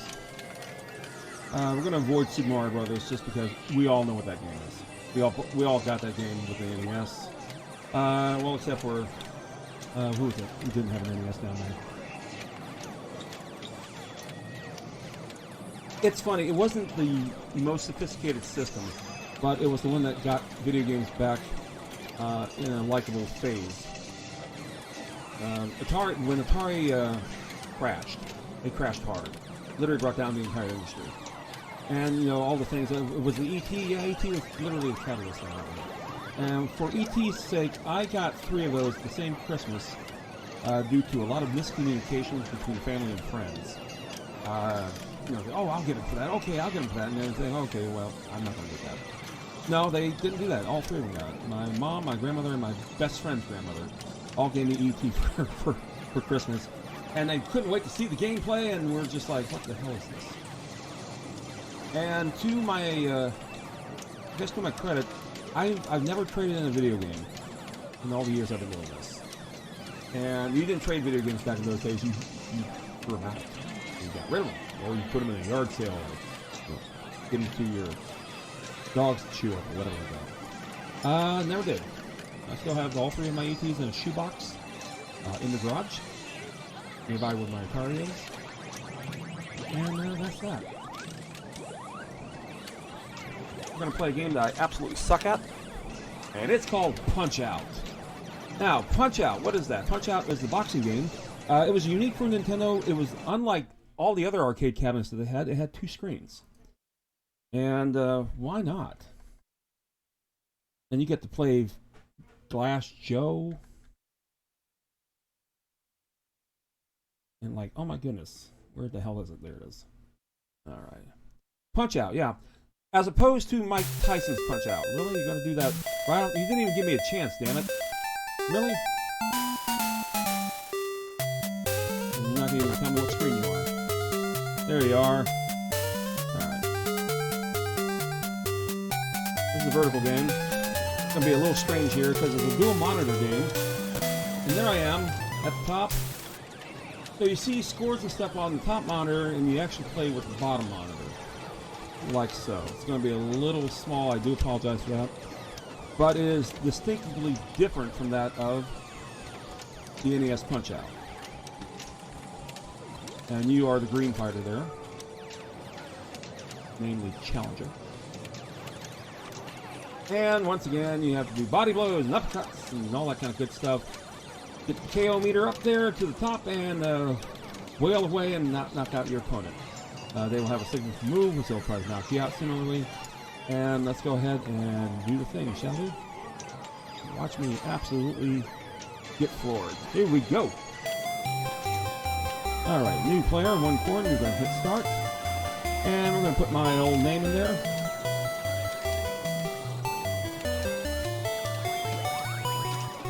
Alright. Glass Joe. Yeah, Glass Joe. Notice that the sprites are considerably large. Right. Left. Body blow. Body blow. Body blow. Left. Left. Left. Left. Hey, left. long last. Knock him out. Left. Left. Left. Right. Right. Hook.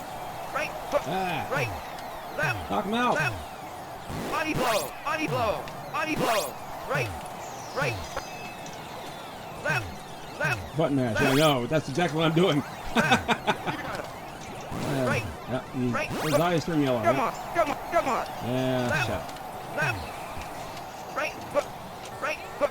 Right. He's There, down. finally. It actually 1, 2, connected. 3, 4, Yay. 5, 6, 7, 8, All right. 9, 10. Knockout. Knocked out. Oh, the Great flash fighting. bulbs are flying. Never could play this. Piston Hurricane. It's a completely different skill set on the home version, Right. just because of the button setup. This was a 3-button setup.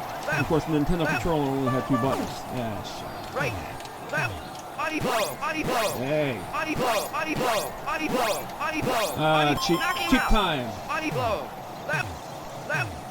Right. Right. Hook. Right. Come on. Left. Oh, I'm not doing good. Left. Left. My KO meter went down to. Yeah, Left. Left. I'm surprised to beat Body Glass Joe, blow. actually. Body blow. Body blow. Body blow. Body blow. Knock him Why out. do you have an Body- advert? body I don't blow. know. Body blow. Left. Left. He's down for the count. Yay! 1, 2, He's gonna get 3, up. 4, 5, 6, 7.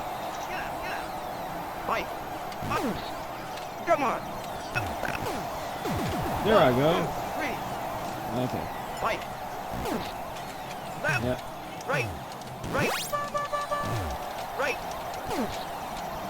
Yeah. And Body blow. Body blow. Body blow. Body blow. there we Body go. blow. Button mash. No, no. Come on. There we 1, go. 2, 3. Yeah. Fight. Body blow. Oh, I don't Left. know when to quit. Left. Right. Right. Right. Yeah, I hear the bell. You think it's stopped? Left.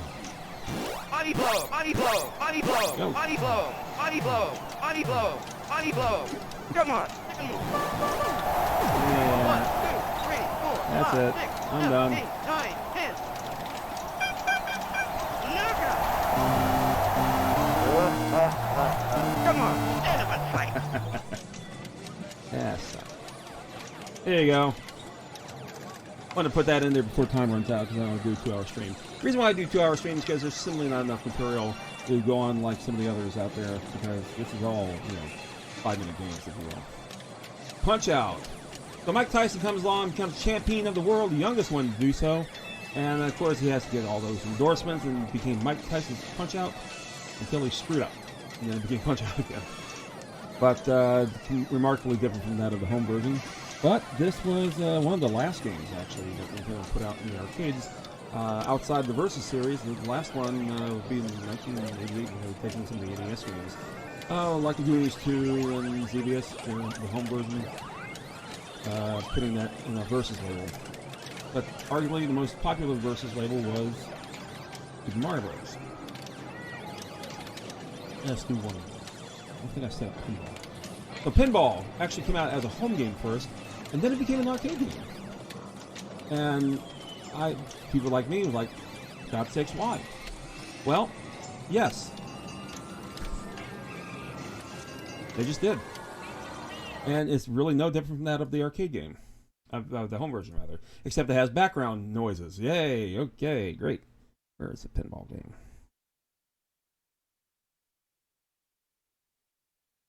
Under Versus, stupid. Yes, okay. Just talk amongst yourselves. I'll be there in a second. Okay, and it's going to make a bunch of noise. And let's go ahead and change it up. I'm a pro. Alright, so let's take a look at the game, shall we? So, gee whiz, they actually, if you were lucky enough to actually have this for your NES, it was pretty cool. And I'm a pinball. I love pinball. I got started playing pinball before I even played video games. First arcade game I ever played was Space Invaders back in '78. But I, beside that and a Super Pong, my foot is just weird. Beside that and Super Pong, I was playing pinball titles, tables rather. And I just love the sound, the bells, the lights. You are the pinball champion. Absolutely. You know what? We all are. And having loved the food. Tom. Especially that one. Really? You're gonna kill me.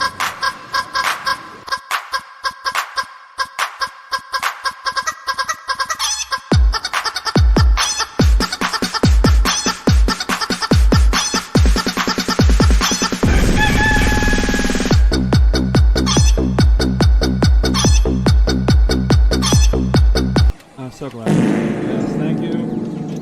Thank you, Ducky. Thank you, Ben. Thank you, eardrums. Yes! Okay, hang up for just a second. I'm going to put everything on pause for just a second there, folks. The London West is calling me. I shall return as quickly as I can.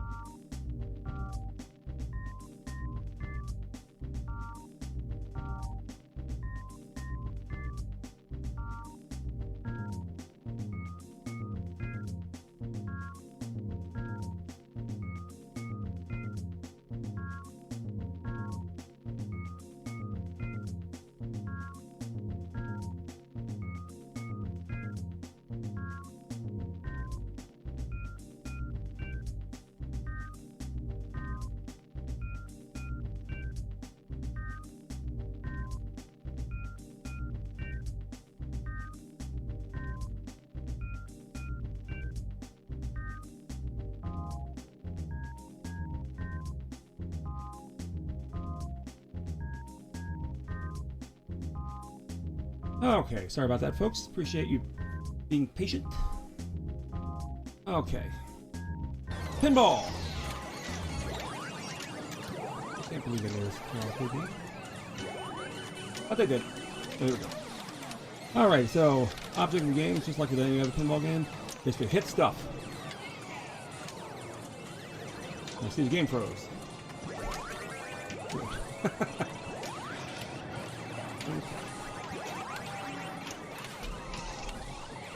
One player start.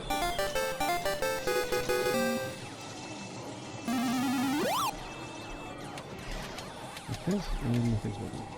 That's a horse. Alrighty. And that was fun, folks. The game actually auto-started. I'm not doing a damn thing. Because I can't. Let me guess, everything reset again? Sure did. Awesome. Why does it look like a skull? Well, skulls actually appeared early in Nintendo's world.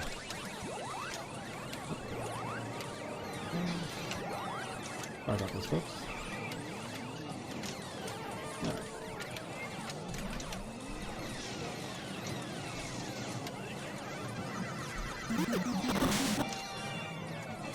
Okay.